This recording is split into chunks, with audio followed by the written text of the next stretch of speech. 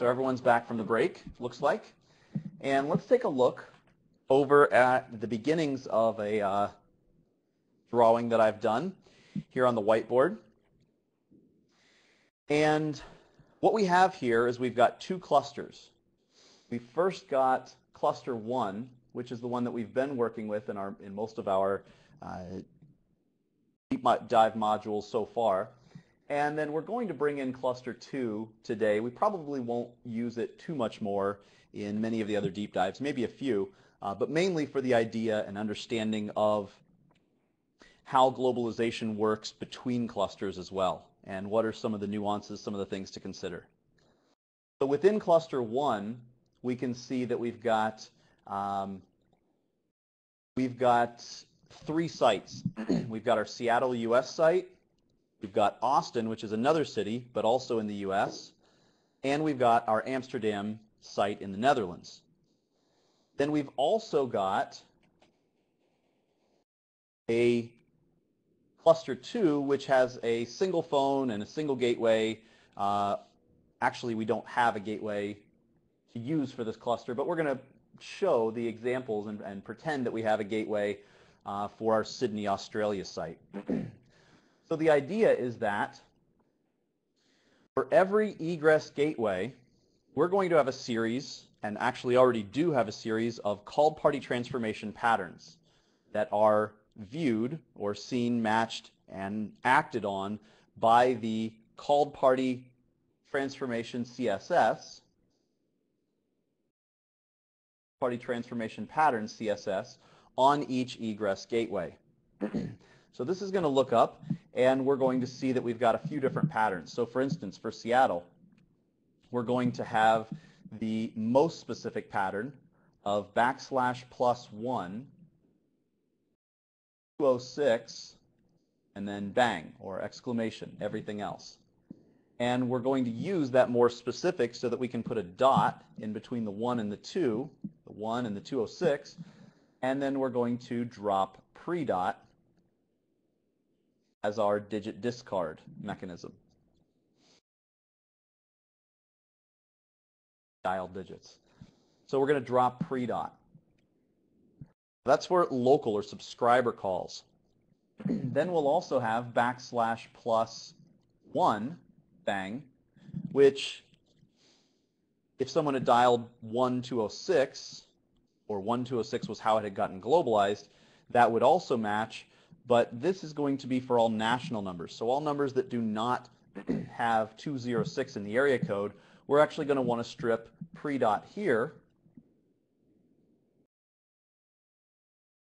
However, we are going to want to strip the plus only and not the 1. And also we will want to, yeah, I'll actually add that on.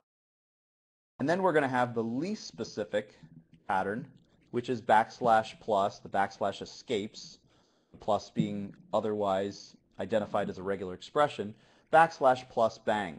So this will have pre-dot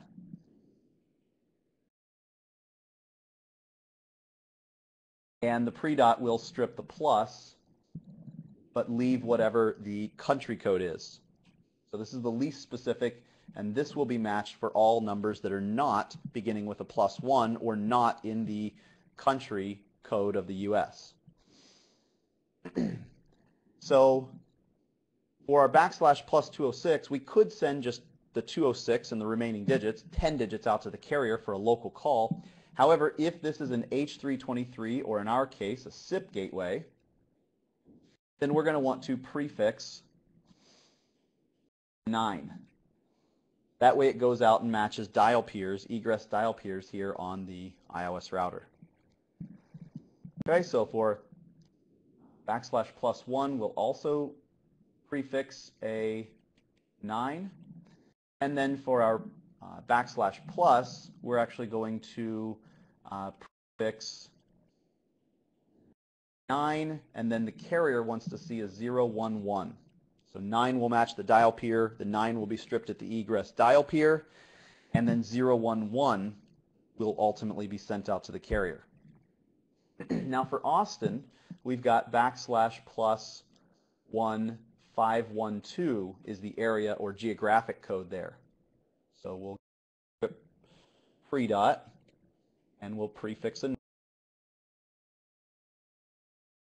However, for the long distance or national and for the international called party transformation, those that we've created for Seattle can be reused.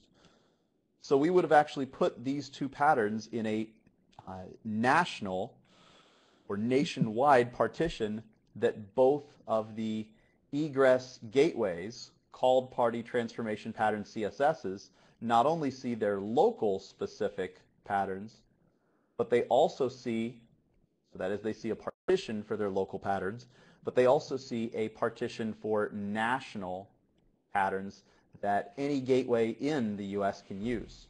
So if I've got 20 sites, 20 gateways, 20 cities in the US, or in any country, instead of having to create 2 patterns times the 20 sites, I just create the 2 patterns and make sure they're in a partition separate from the local patterns.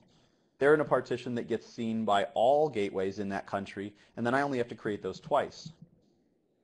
Okay, so for Amsterdam, and depending on where you're at, a lot of carriers in, at least in Europe, will allow you to send the 0 and the area code as part of the number. So, maybe 020 for Amsterdam, or same thing in London, actually. 020 is the area code for London. 0207 or 0208, depending on if you're inside or on the outside of the greater London area. But the carrier will allow you to send the 0, which indicates a long distance or national call. And they won't bill you any differently for it. That's different from the way it is in the US, where if you send the 1, first off, they just won't accept it. But if they did, the possibility would be there that they would charge you for a national or toll long distance call.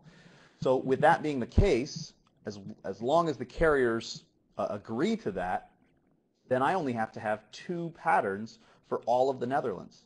So I've got my /+31 bang. So I'm going to drop pre-dot,